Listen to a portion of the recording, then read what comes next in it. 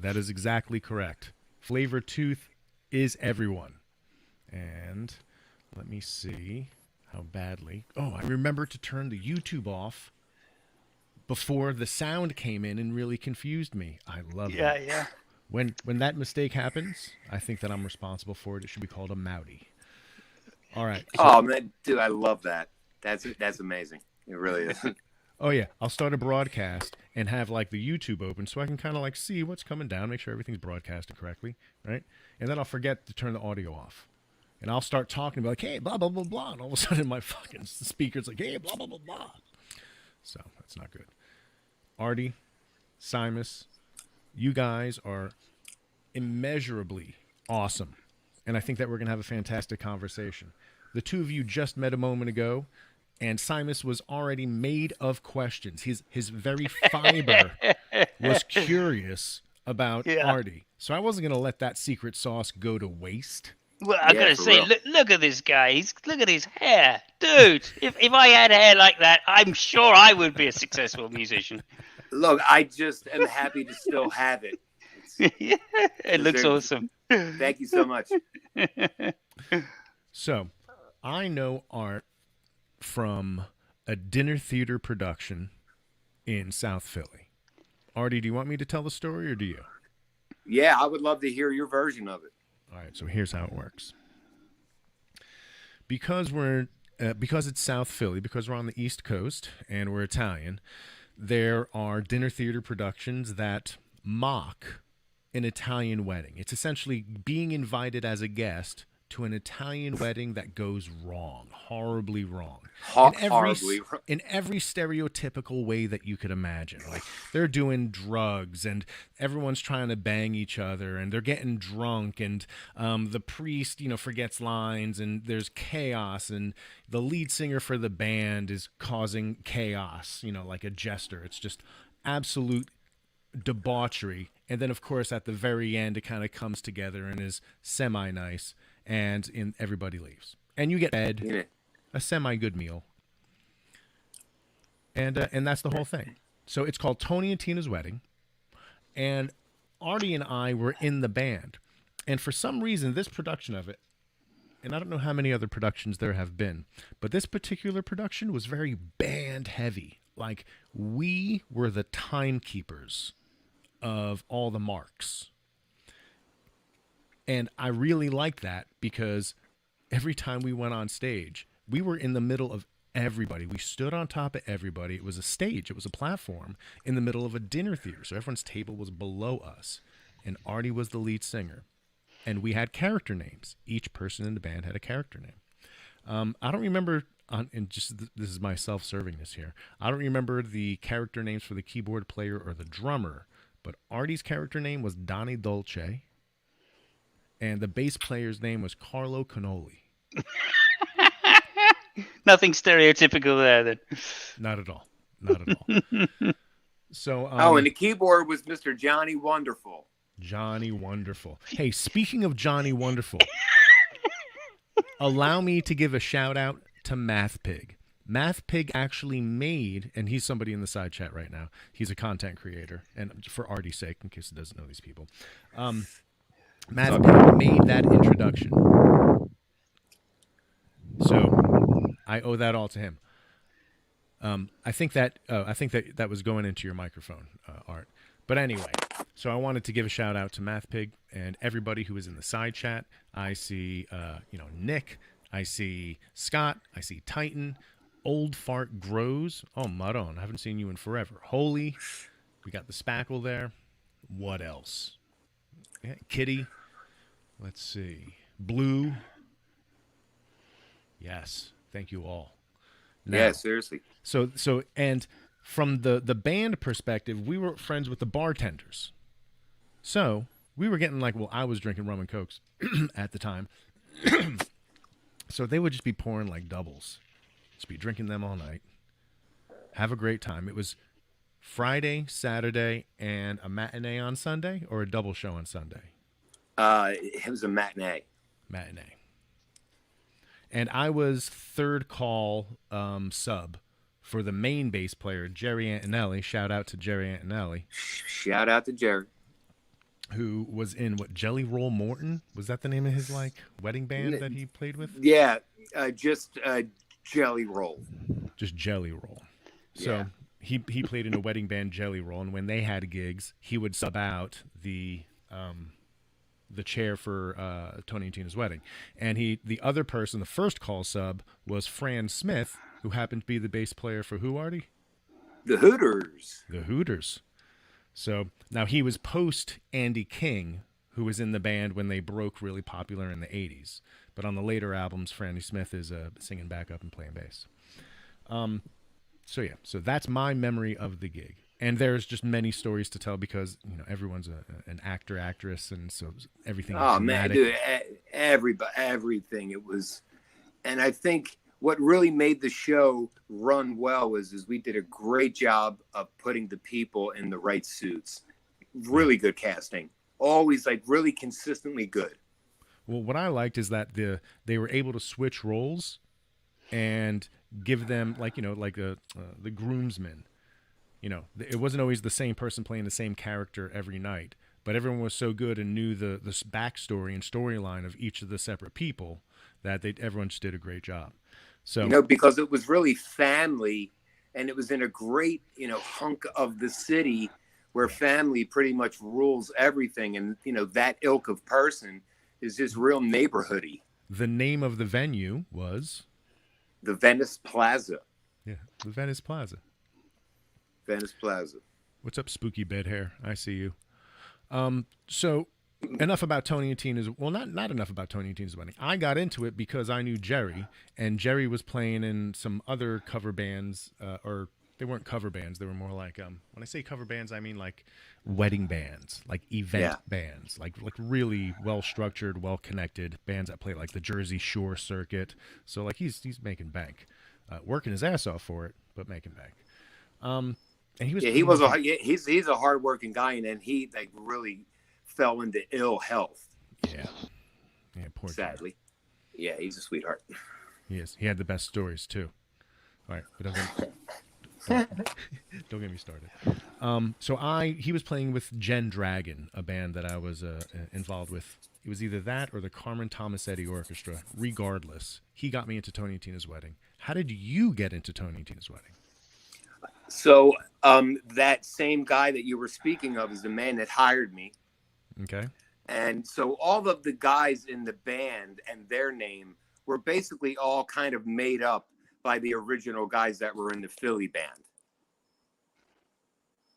So the two characters that were in the script was my character and the girl who is the lead singer of the band with me.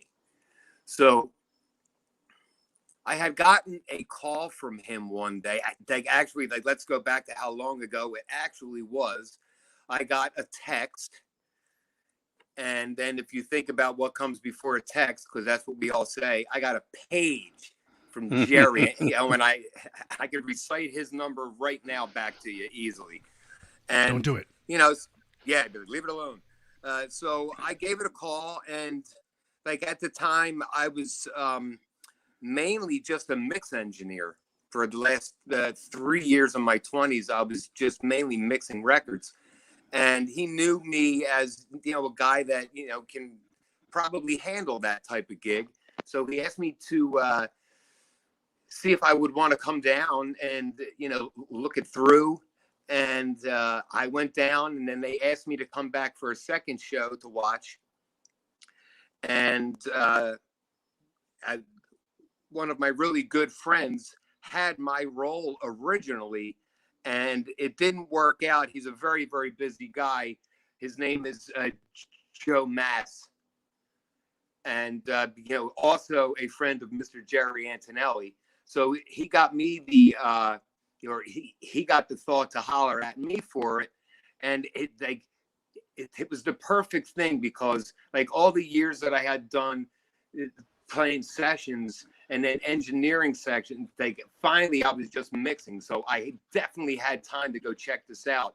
And when I tell you, it's it was a meaty show. And the first cast, and, and this isn't to say anything horrible about every other cast, but the first cast was just magic. Such killer casting. And I mean, everybody like actually was that role, you know, like they were that person off stage. And so I came into it and they accepted me with loving arms. And my boy, Mr. Joe Masmiano, he went on to he plays with everybody. Bootsy Collins, like he's an amazing guy. And so I was able to, step in, and then I was there for 15 years. So that like officially makes me the only man in the history of Philadelphia since its inception as a city to sustain himself in an off-Broadway franchise. Nobody had an opportunity before I did it, and nobody will ever have an opportunity after. I'm like one of one. You fit that perfect Goldilocks zone. Well, this actual character is supposed to be kind of like a Frankie Valli, just a little guy, and he really didn't have all that much impact on the show. It was really about the stars. And when they saw me, I think they could kind of tell that I was a person that could go into a large room and own it. And from my standpoint, like all of it was extremely interesting because I stutter terribly. And I can't think of one instance where I stuttered when I was on stage. Not once. It never was even in that guy's, life. It's like it never happened to him. Mm-hmm. And so I remember. Because you had lines. You had lines into a microphone. We were the center of attention. Well, yeah. Then I think like what they got the onus was that they saw that I could handle this load. And so then everything in the show then all of a sudden started hopping off of me. It's like having like a guy on your football team and you know that he's good for this and that's what he does. And I just happened to, just like on the Brady Bunch, Mr. Johnny Bravo, I fit the suit. It was perfect timing for me. And it was, I would say, probably the coolest thing because then I started studying acting. I studied ballet. I studied a lot of tap. And because I play the drums, it's just like everything for me at that point, I found a rhythm. And I can explain to you, if you wouldn't mind, why this is all so pertinent. Go ahead. The man that I studied with as a young drummer, Mr. Carl Matola, who passed away of cancer about 6-7 years ago. Mm-hmm. And through getting to know him and get plugged into his, I guess you can call it like a network. Like everything just like utterly just opened it up, like straightened it. That everything got straightened out from just knowing one person in my life. Okay. And so, why is it pertinent about the rhythms related to that teacher? Because if it wasn't for him, okay. As I was a younger guy, I had said there has to be famous people that don't stutter. And I found a few. Mr. John Wayne, well, there's never a chance in hell that he's going to stutter, right? And Mr. Howard Cosell, who you could hear every Monday night, and there was a certain type of flow that came off of his palate, never to be interrupted. So as a person who could play the drums at an excruciatingly high level through the bar frame, I then, in the early years of the show, and most people would never notice this, but I used to keep my foot tapping. Mm-hmm. And it would give me something almost like a rap, or I could throw any slice of space that I want to, access at that time. So I found out that everything in life is just this rhythm. And then everything from there kind of got into the laws of, astrology and understanding number vibrations. So like math is huge for me because each number has a vibration. I love it. And, you know, it's interesting that, just so your folks know, I was diagnosed with pancreatic cancer. And this was about 8 years ago. And I told all of the doctors that I didn't really care about anything that they were going to throw at me. And I found my dietitian, and she basically saved my life. Now, unfortunately, at this stage of my life, I'm on hospice, and I just had an issue with my heart that had to send me to the ER via the ambulance. Yeah. And I'm so so sorry to hear that, Artie. yeah, I mean, of course, look, you but and you I know are in what? communication, so of course Yeah, I know absolutely. these things. But I wasn't going to be the one to bring it up if it was going to be brought up at all. But that's So, but that's that's very all brave part of you, to be honest oh, about please. this. I mean, look, you know Yeah. what? Like I think folks should be talking about this, you know, because it really comes down to this thing that I had said earlier of the rhythm of everything. Okay. And once I understood that even I guess I was around 15, and Mr. Carl said to me, I'm going to tell you the rules, okay, of life. He said, you ain't the shit until you're 28, and life begins at 30. So here's the rules. When you're 20, you're still 17. When you're 23, you're still 20, but you lose all your high school friends. And then you hit age 25. It's your first oh shit moment. If you go to Walgreens, he said there is certainly something that's going to say down at the bottom of the greeting cards, happy quarter of a century.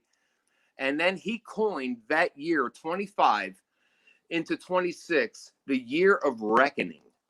And he said to me, when you hit 26, the adulting process starts whether you want it to or not. So here was his guidelines. The adulting process. Like literally, you know, like, you know, at the time I was just a young guy. So, you know, like anything preach. that he Come on, said. tell us. So from 26 to 30, what he said was, and here's the mandate, okay? Hooray for you. To hell with everybody else. Try not to be a jerk off.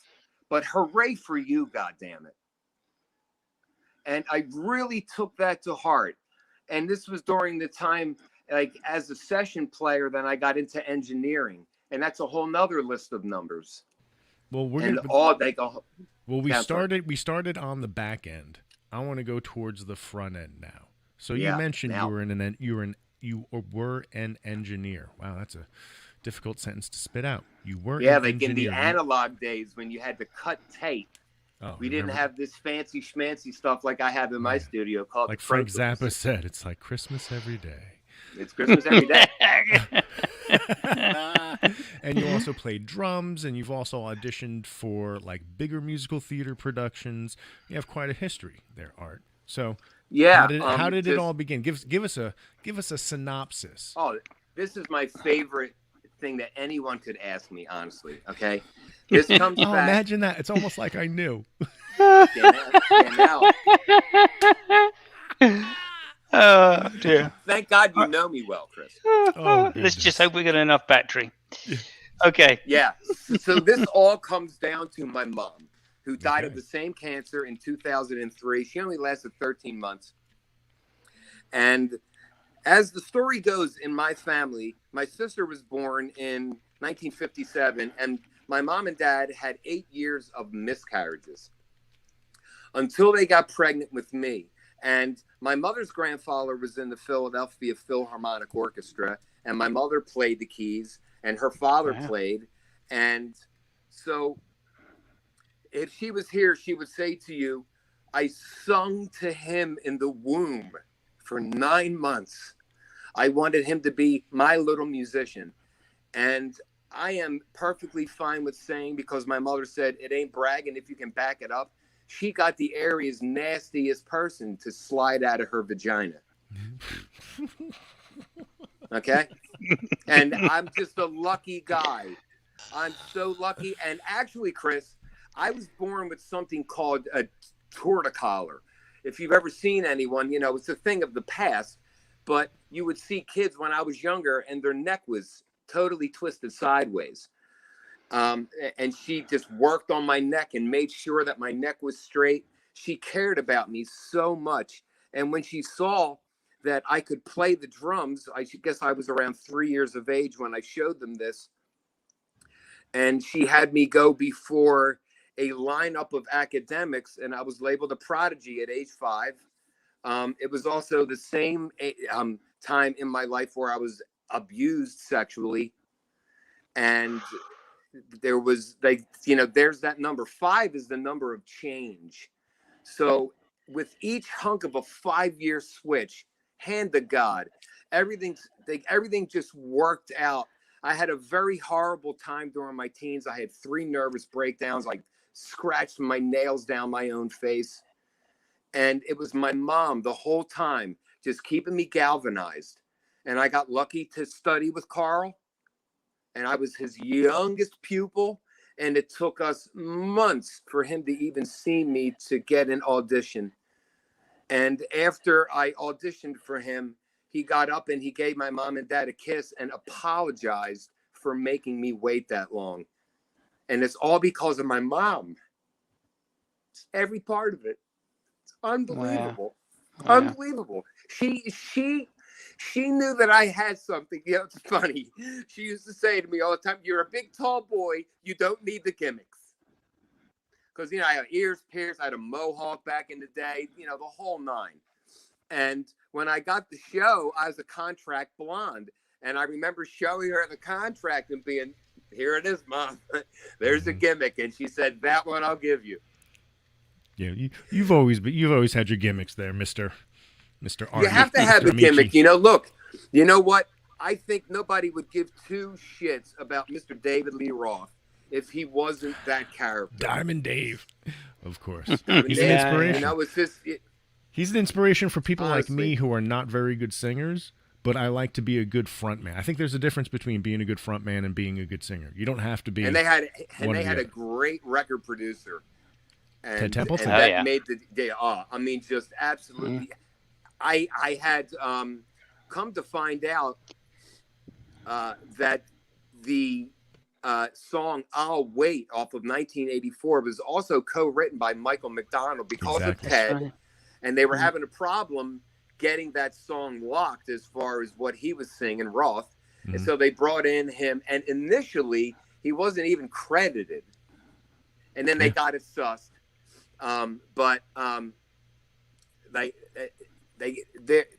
Everything that I've ever learned, that it came from what I was able to understand, and even how to, if I want to, I would imagine, not stutter for the rest of the evening. I won't, because then it just becomes something that you hit the switch and you're on, and then everything's gravy after that. And it's something that we are being broadcast, so this is a bit of a performance. So, yeah, you could turn that switch on and it wouldn't be an artificial switch. I can tell you that only up until recently, now that I'm sick and I'm hurting, that I was more comfortable on stage than I was. Oh, thank you so much, man. Again, I met my dietitian. I was in the hospital for a week. I had 2 strokes, and I was in for a week. And right as I came out, as luck would have it, through my brother, I met this woman, and she said to me, guys, first phone call I ever spoke to this woman, she said, "Arthur, you are going to die. So please do not wait for the sky to fall and hit you on the head.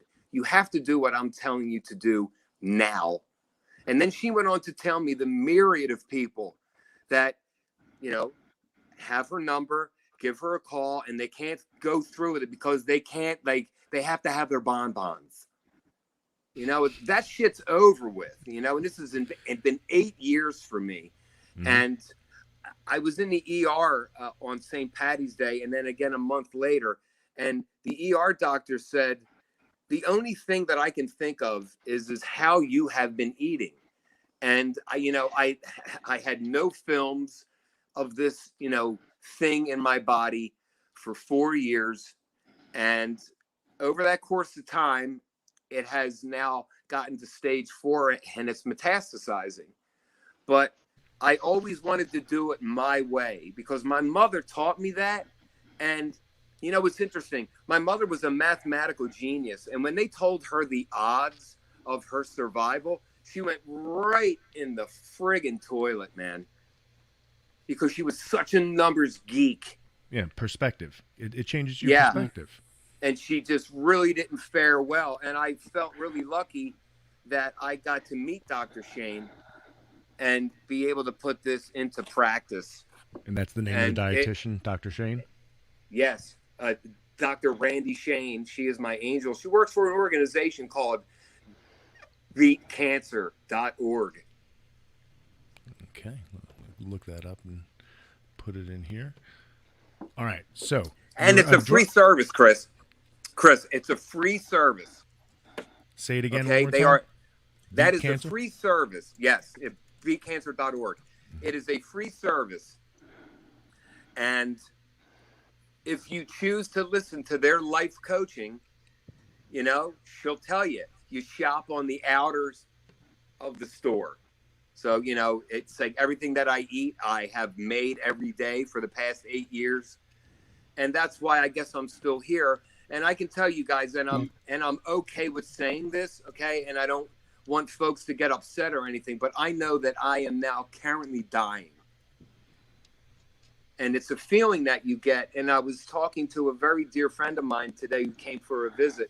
And I said, when you get to that stance, you just know it's a feeling. And it's really, really devastating, but it's also almost kind of life affirming because then you go on to really absorb every moment. Like every conversation that I've had, so meaningful. Like folks like you, Mr. Chris, you hit me up every morning. I mean, seriously, it's amazing. Well, you're loved, Artie. And a part of my expression of my love for you is having you to come on here so that we can archive your legend, brother. Right? Thank you. Like, of course, I know you we talked about the Tony and Tina stuff. I appreciate your bravery in bringing us up to present with your situation. That's a pleasure. It really is. It's heartening to hear somebody who's going through what you're going through be able to do it with such honesty and, honestly, grace. All for my mom. You're an amazing person. All for my mom.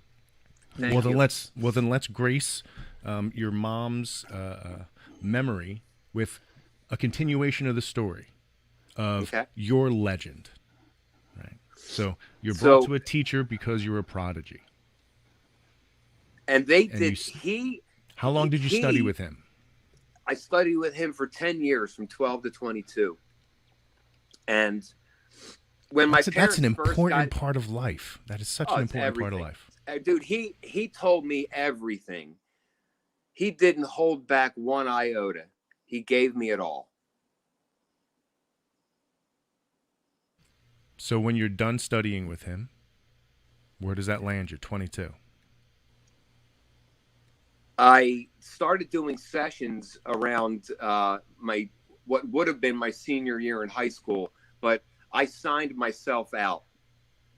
And luckily for me, the principal of Upper Darby High School was a very close friend of the family's.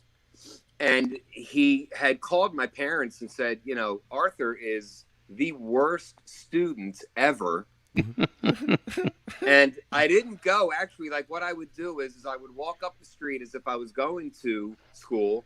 I would smoke a joint and then go in after I saw my parents leave and sit at home and play all day. I really, you know, there was nothing other than astrologically speaking that I care about Woodrow Wilson's presidency.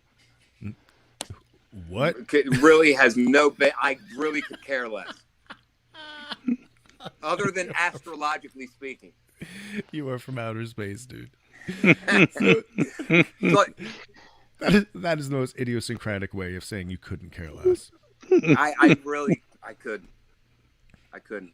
And you know why? Because until you come into my sphere of love, then I will run a country mile for you. I don't care how much cancer I have, man. I will, you know, like whatever you need. I know you got that in you. I think I think what I'm trying to make as my point that I'm proving is don't give your power up to anyone, because all of the doctors that are out there doing what they do, they take a poop just like me and you. Mm-hmm. And you sign on the dotted line. If I was to get the surgery, it's called the Whipple procedure. Look up the Whipple, guys. Insanity. And they get people lining up for this insanity. And then the radiation and everything after the fact. And my first question and my only question, guys, was, okay, so with this whole thing that you do, could I lose my hair? Yeah. Sorry. Not interested. I love how vainglorious you are in the face of all of this, like the most serious thing of all time. And you're like, it's going to make me lose my hair? Listen, dude, you goddamn chooches. Yeah, not today, Satan. This is Samson. And, you know, again, like, that is all because of my mom. But here's another interesting story. My father was legally blind in his left eye. Okay. And my mother ran the show. She was a very powerful woman. She ran the undergrad orthodontic clinic at the University of Pennsylvania. And the issue with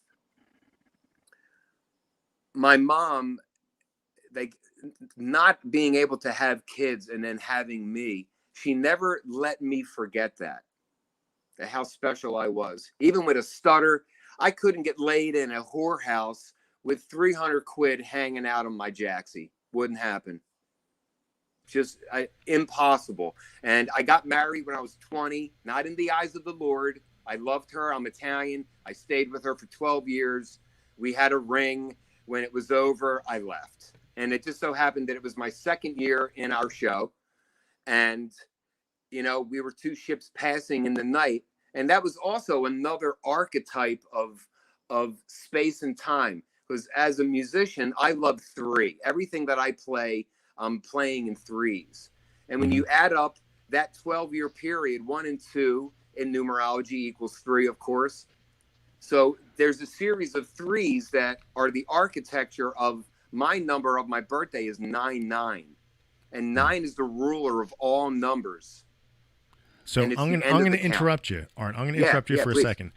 So sure. The people who normally watch my show aren't used to hearing people talk the way that you talk. But I need to let them know that, like, drummers and musicians that are also into, I'm not even playing games right now, that are also into numerology, more common than you think.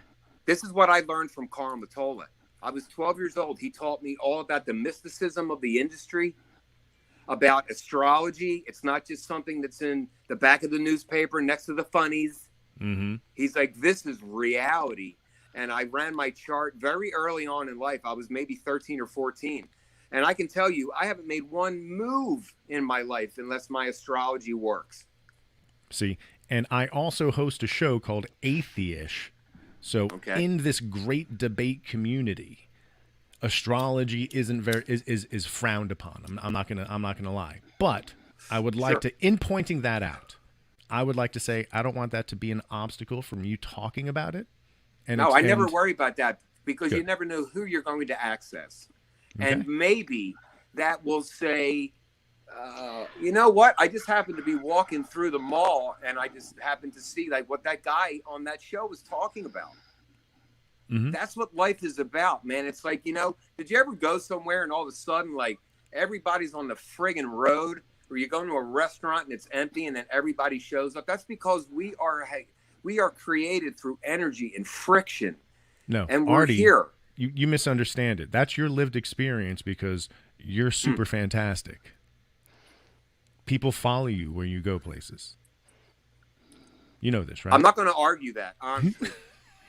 You draw a crowd with your very presence. Yeah, dude, I get that sense. Like, as a young Virgo boy who was abused at an early age, I'm completely gobsmacked by the whole thing. I mean, literally, Artie. I only got Artie back just a few years ago because after I got sick, I lost my voice and I had to retire after the 15th season. And it took me all this time to stop running away from Artie. And basically, Chris and Guy, what I said was, when I got the show, I said to Artie, keep your mouth shut, you stuttering goof. Don't screw this up for us. And I put a piece of tape over his bleeding mouth, and I shoved him in the closet. I like how you're referring to yourself as somebody else. Which I want to eventually springboard. I want to eventually springboard into talking about your other alternate self, Cassio Jones. Cassio Jones is it's the opportunity, and I met my young writing partner who is a wonder kid. And oddly enough, about 5 years ago, I had met this guy who owns a recording studio, and long story short, he took umbrage with me and he blocked me from getting all of my drums, which were at his studio. So essentially, all of my drums were stolen from me by this, situation. But that's where I met Chase, and it's through one of my students. That was so roundabout. You kill me, dude. All right, keep going. So you meet Chase. He was your songwriting partner. And I met him at that space where I was stopped from getting my drums. So I lost my drums. I don't need my drums. I already played on a shit ton of records. Everybody knows that I can play circles around everybody. It's a foregone conclusion. So I don't even care about the drums, and I don't really even play. And getting back to Cassio, I haven't played any drums on any of the Cassio songs. Not a once. Speaking of which, here is the YouTube channel for Cassio Jones with official audio for 4 songs. Now, I've just put the link in the chat. So. Yeah, if you hit the video tabs, guys, there are 7 singles. Good. And I highly recommend to listen to that first single first. It's called "Don't Throw It Away." Yeah, when you hit the videos tab of that channel.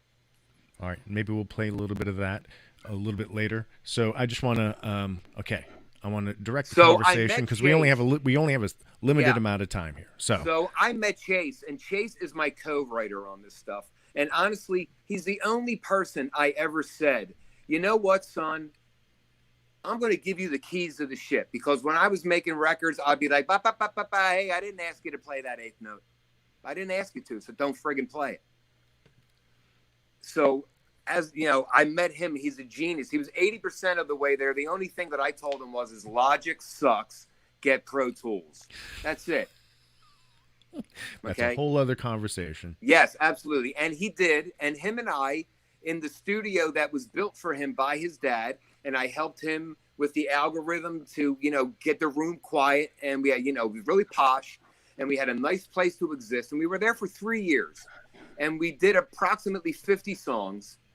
And we were there.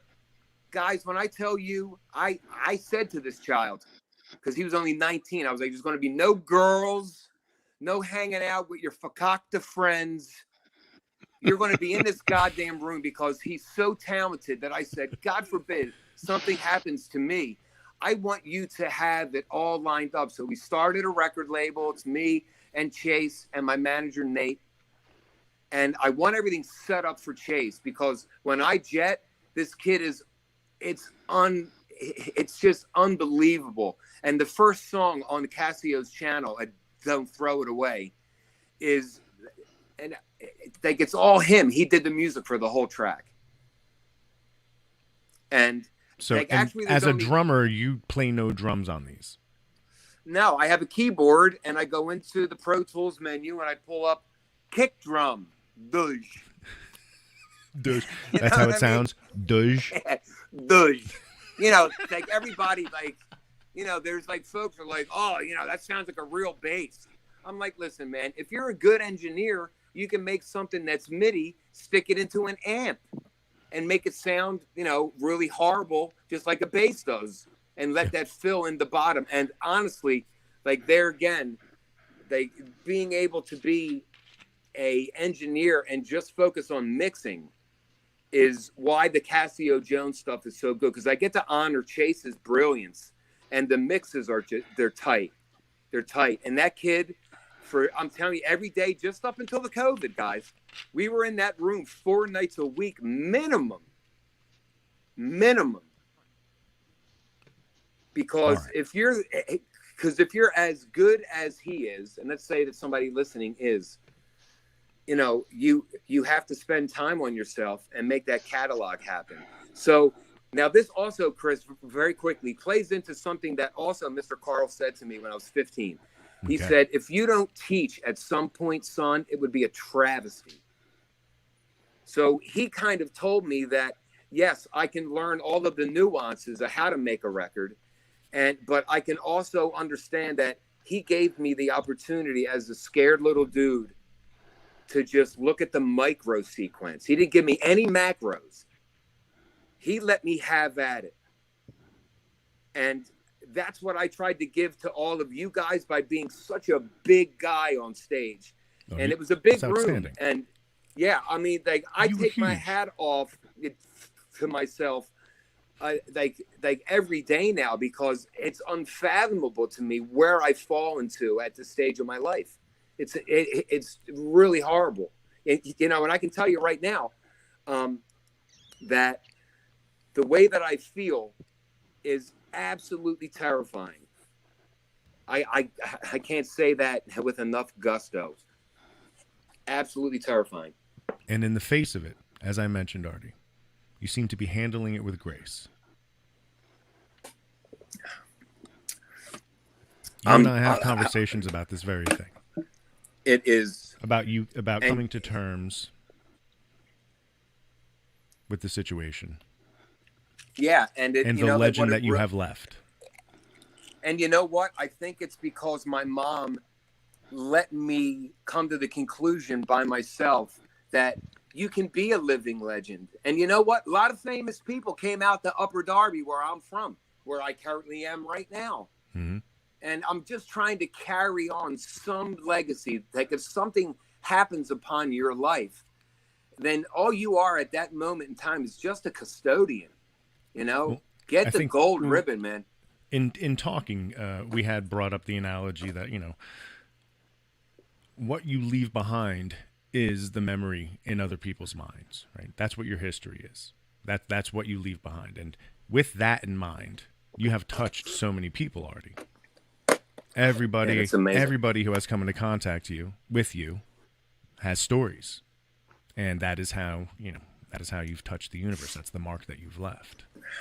So, I would say that when you stutter terribly, and then once you kind of figure out some way to access not stuttering, I don't want to shut up, because we're supposed to be talking to each other and sharing. Go ahead, brother. Just, feel the feels. So in the year 2020, that was the year of our vision quest. If you go get your eyes refracted, you're hoping for your vision to be 2020. Also, your hindsight. Okay. And in the beginning of 2020, January 12th, an astrological alignment happened that hadn't happened in 502 years, literally transforming us all, as we saw. And if my writing partner was here, he would tell you that back in 2017, I was telling everybody, get your popcorn ready, man. Get your popcorn ready, because I could feel it. It's the same thing that when I was 29 years old, I was in the kitchen with my mom, crying to her, saying, I love my life. I'm like so blessed, and I'm doing what I love to do, but I could feel that there's more for me. And then I got the show about a year later. So like everything that happened in the year 2020, that's the year that my cancer went stage 4. That was the year for everything, literally everything. And excuse me, I can honestly tell you that I'm fairly certain that none of us will have the opportunity to speak to someone like myself that is literally ready to go. My body is just a piece of trash right now. Well, it's horrifying. You are a handsome goddamn beast for someone who's trying to say some shit like that. Like my first makeup artist said to me, Artie, do hot compresses every night before you go to bed. Because when I got the show and I was wearing makeup, and every night before I go to bed, like, you see, I think that life is a scripted affair, scripted by me. So if I script somebody who's really credible to tell me something, I scripted them to say it. Maybe I should honor myself and listen to them and do what they told me to do, because I'm the one that told them to tell me to do it via my scripting of my existence. I don't give my power up to anyone. I can't. And I think you can hear that when you listen to the Casio Jones music. And I will say this, and I hope everybody gives it a listen. That was a wonderful way to wrap things around. That was a good callback, brother. That was fantastic. I when I think about this music, and everybody has told me, Artie, in a crowded field of music, your tracks sound like no one. And that's because a lot of new people don't know who, as we were saying earlier, Mr. Ted Templeman, or, Perry Date, who worked with, the Deftones and Pantera, Soundgarden, Limp Bizkit. I learned the craft of making a record. And now, honestly, I don't really care if anybody likes it. I'm glad that they do, because I work hard at it. But I'm making this shit for myself. Of course. And it has to be. And honestly, and hand to God, guys, hand to God, when I listen to this, and I said we have 55 songs done. We only have 7 of them up on the YouTube channel. When I listen back to this music, I almost don't even, I can't believe it.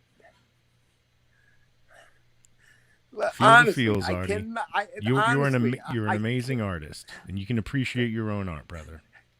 I'm telling you, and it's all there again. I can cycle this back to, it's all because my mom and my dad and my father, who was blind in his left eye, was very afraid of life. So he was very gregarious. He could own a room. And when my parents first saw me in the show, my dad turns and asked my mother, "Where the hell did he learn to do that?" He didn't even see that that was him.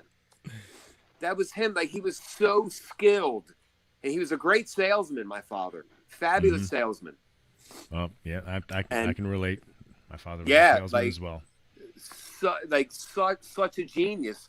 And he lost his hair very early on in life, and I never let him forget it. One day, and I was there with him when he passed away. April 9th of 2019, he died at 90 years of age. And my father was an incredible guy, and everybody wrote him off because he didn't have a lot of strong suits. And my mother, like I said, my father didn't even know how to write a check. I had to show him after my mom died. And when you pay a bill, you write the check number on the envelope from Verizon, and you put the amount. You put it here, and then you write this here, and then you sign here, right? And so Artie, yeah, please. I was just gonna say, it is obvious that you're an amazing son. Thank you. Thank end. I have to honor them. I have to. Of course. But there's only, we're coming up on an hour, and my goal was to get your story out. And there is a gap in the story. Okay. And that gap is from when you were doing sessions as a drummer to when you started Tony and Tina's wedding. Now, I know that you had auditioned for other Broadway acts or plays. Yeah, or I got a chance. Productions. Oddly enough, I got a chance to audition for the role of Roger in Rent, and in real-time Artie fashion, I had a performance the night of the open call up in Manhattan, and I couldn't go. So a friend of mine who was like, "You are Roger. You look everything. You have a great voice." So she brought me up the day after the open call, walked into the casting director's office and said, "I'm here." Mm-hmm. And she said, "You're here for what?" And I said, "I just came up from Philadelphia. All of my friends tell me that I look like Roger. I'm already in a very popular show." And she said, "Do you have a headshot?" And I said, "Sweetheart, here's my head." Okay. No, I didn't bring anything with me. They forced me to come up here, and here I am. So I got a chance to audition, and then I got a series of callbacks. and it just wasn't something for me that was able to work out. It wasn't in the stars for me. I like, appreciate all of my stars lined up so that I could stay in Philadelphia. And yeah, I mean, like, honestly, and I'm not saying this because I'm really like not a pompous person, but we should all be striving to build legend, man. I think every one of us. And there was a couple of years I didn't know Mr. Chris Maute, and he popped back up in my life right at the most angelic time because he's such an inspirational guy, such an intellect. I can rip rap with him with just about anything, and he appreciates all comers. Very interesting chap. Honestly. I feel so uncomfortable getting compliments. I've said it before, and I will say it again. Such a dork. I am. God damn. I've said it before, and I will say it again. I understand that there are people in the world that suffer alone, just not anybody I know. So I heard from a little birdie that's the situation, and so I knew that I had your phone number because because I have the same phone number as when we met. So do I, man. I ain't changing my phone number, yo. So I was like, you probably that's mine, too. Man. Get off my phone number. I just dropped you a text, and that worked itself into some conversations, and I was able to come hang with you for a little bit. So, guys, that is my style. And I saw the text. I was like, Chris Maute. You remember that? Man, like the dude's he's a person you can have a conversation with. I was like so chuffed. Yeah. Like, honestly, it was just amazing. And we did. We had a great conversation. All right. Yeah. So we have just a few more minutes to fill up. Okay. What I'd like to do is play one of your tracks. Do you have it published in a way that I'm gonna get like flagged by YouTube? No, man. It's all free game. All right. So I might have to redo the screen share to make the audio available. So. Yeah, the song that I'm saying is "Don't Throw It Away," and it's funny. I love In Sync. Share tab and audio. My writing partner came up with the show, and he goes, "I think this might even be a little too like modern for you." And he played it for me, and I was blown away. The song literally came to me. The hook came to me right from the rip, and the song is just a magical song, and I honor that kid. Remind me what the name of the song that you want to play is. You have to go to the videos. Don't Throw It Away. Yeah, there it is. Don't The very Throw It first Away. one. There it is. Okay. So.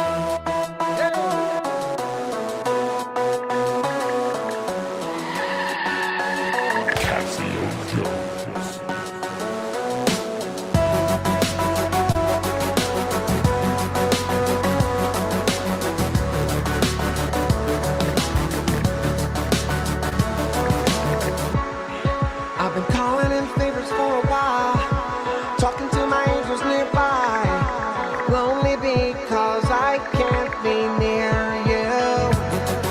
I thought I lost you for a time, they had me going out of my mind, lonely because I needed to hear your voice. Hey, I'm asking, don't throw it away, don't throw it away, please. Don't think you don't deserve me. And hey, I'm asking, don't throw it away, don't throw it away, please. Don't think you don't deserve me. I'm trying to get you to understand that all this is out of my hands. I'm happy because you're so nice to me. I'm dying to ask you for your love. There's help coming for us from above. I'm waiting for us both to be ready. I'm crazy for you. Talk to me, baby. I'm waiting for you. Don't burn me, baby. Hey, I'm asking, don't throw it away, don't throw it away, please. Don't think you don't deserve me. Hey, I'm asking, don't throw it away, don't throw it away, please. Don't think you don't deserve me. Hey, don't throw it away.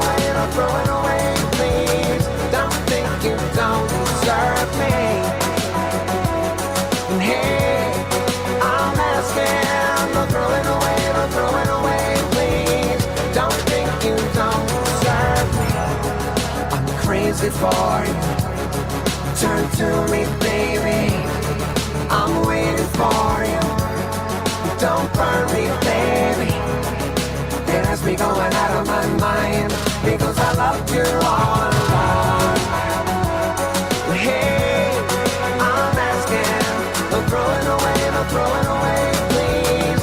Don't think you don't deserve me.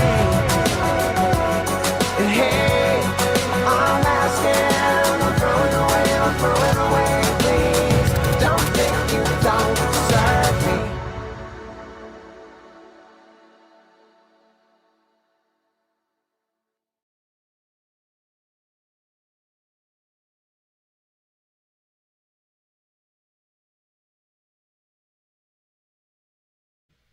All right. So that was awesome. Let Damn me good. stop the sharing. Thank you, man. Thank you so much. That was a great. That is a great tune, man. That is a I well am a crafted well-trained tune. monkey. I've had such great instruction, and I listen. I said, if these people that I met are really credible, I listen. And that's what I want people to know, man. Just take a gamble on yourself. Take a gamble, and just whatever it is that you want to do, don't let anybody tell you you can't do it. And my grandmother, my mom's mom, said to me, "You'll never be a musician." She was a very, hard-hearted chick in a lot of ways. But I said to myself, oh, yeah. And when she came to the show, she had to eat some crow. And it was a beautiful thing to watch her energy grow. It really was. Artie, Yeah, babe. I would like you to have your final word. Say what you got to say to the people. And then I would like to have my final word. I am absolutely honored to be here with you guys this evening. And just as a sidebar, to bring the music back for a second, all of the songs that I wrote since I've been working with Chase are about the same person. And what you come to find out is persistence and showing somebody that you are what you advertised you are.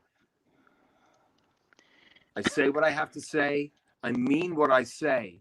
And if you don't like it, you can sod off. I'm not interested. And we should all be like that. We should all take a little time to be selfish. Don't worry about your kids, your car, whatever. Take this time with every fiber of your being to be selfish for a little bit. And I don't know how we got away from honoring ourselves, worshiping ourselves. And when I listen to the music and everything that I've gone through, you know what, Chris, I am going to tell you as my own advocate, yes, I should be honored just as a benchmark for everybody to see that if you really lay it on the line for yourself, folks will find you legendary before you have to die to become one. Yeah. And thank you for having me, honestly. Before you go and say your final word, I'd just like to add a couple of things, if I may, quickly. Please do. Which is to say, it's been a real pleasure to meet you, Artie. Yeah, thank you. It's inspirational, and also it gives me a lot of hope for my near future as well. So I want to thank you so much for that. And it's not my style of music, but I enjoyed it. I thought it was really catchy, and I could listen to more of it. So thank you so I'm much just for a little that. kid at heart, honestly. And that's that little 14-year-old guy that would sit on his bed and cry to a foreigner song. Yeah. And I love to make records that I love. And I love every song. And they freak me out how much I love them. Yeah. I hear that. So, I can really identify with a lot of what you said tonight, and I really want to thank you. It's been a joy to meet you, and thank you, Chris, for letting me come on and share this time with you. An absolute honor. The pleasure. Honor. Thank you, gentlemen. Is mine. I have a couple words for you, Artie. Yes, sir. More than a couple, because I'm Italian. I don't know how to say things in pithy ways, even though it's a goal of mine to be concise. I'm horrible at it. So here it goes. I think, Artie, that you are a wonderful person. I think that you are a human, with warts and all. You are loved. The legend that you have left, the legend that you are in your own mind, and I'm comfortable telling you that right to your face, the legend that you are in your own mind rivals the legend that you're leaving in other people's minds. And I think that you deserve credit for staying genuine, for honoring yourself. In case you can't see, when you see this show afterwards, because you're on your phone right now, you will see that I have a banner saying honor yourself, which seems to be the essence of the point that I was getting from you. There's only so many things that a friend can do for another friend who has made the choices that you've made. And be supportive. I've chosen to be supportive in the way that the only resources that I have available, which are my time, my love, my connection. That's why I keep pinging you. Even if I can't do it every day, I try to do it frequently enough so that you know that you are absolutely on my radar and you can be honest with me about how you're feeling. Right? And this. I think it's important to introduce you to the world, to my world, right? My online world, which is its own little weird niche society that has to do with like philosophy and psychology and debate and food and connection and music, like all the crazy things that make me who I am. I think it was important to introduce you to that crew because you're a character, Artie. You're a legend. You think differently, but similar enough to me that I can tap into your wavelength. And I think that tonight, you broadcast Amici at 100 He's a bad boy, that quadrillion kid. watts. He's a bad boy. Yeah, he's a bad boy, that kid. For real.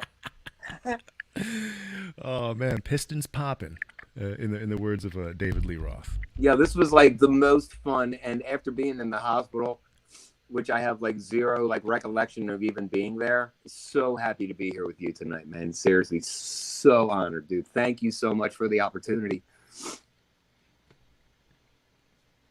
Artie? Yeah, babe. Regardless of what you've gone through in life, regardless of what you're going through in life and what you're going to be going through for the rest of your life, however long that should be, it's important for you to know that you are loved. I can only speak for myself currently, but I'm seeing comments in the side chat right now. You're loved. Thank you so much even though for the that can't do opportunity. anything other than give you the satisfaction that what you're putting out, you're also receiving. I think that's important. It's important enough to point out. It's important enough for you to stop and appreciate. Sometimes we get stuck thinking about the past, thinking about the future. And as you had mentioned, focusing on the present sometimes is the best thing that you can do. Yeah. So I hope for you that you can maintain center, that you can focus on the present as frequently as you can to appreciate it. Because for those of us that are connected to you, we appreciate you. We love you, Artie. I love all of you so much. And, you know, like, again, like, this is what this is all about, this thing called life. Just rubbing elbows with peeps and sharing a coffee and having a little chit chat by the fire. An honor, Chris. Thank you so much. And of all the weird little shows that I have on in this little community, I thought it was most appropriate to bring it on my music show because you are a fucking badass. You are Thank a you so much. fierce beast. Thank you so much. You know, and coming from you, the stone player, yeah, that's love right there, baby. Nope. I don't accept that framing. All right. I would like to thank everybody who decided to come and hang out. I saw that upwards of 19, 20 people had come to check out what's going on. I very much appreciate that. As I mentioned, I'm happy to introduce Artie to my community. I think that your crazy matches are crazy. And and I look forward to keeping texting you, keeping talking to you, and hopefully I look being forward able to to hearing visit from you. you. And hopefully being able to visit you sometime soon when our schedules can make that happen. I'm looking forward to it, Chris, and thank you again so much, buddy. Love you. Okay. Simus, thank you very much for being the co-host with the most. Yeah, seriously, Simon. You're such a wonderful chap. Thank you so much, mate. I know. It might seem like he's just hanging out, but he is actively like working the side chat. He's throwing things in private chat. He's running the show essentially. So If you want something done correctly, let it be handled by a British lad. I don't know if that's a saying. Is that really a saying? Oh, yeah, make it easy Oh, it for is me, now. guys. What can I say? Both Art and Christopher. It's very easy. Okay. I bid you good night, Artie. Gentlemen, thank you again. Have a fantastic evening. I'll text you in the morning. Thank you, man. All right. All right, Silas, team. I'll talk to you See later. you later. I'm going to end the Yeah, broadcast. take care. Peace out, everybody. Thanks for Best hanging with wishes. us. This was important.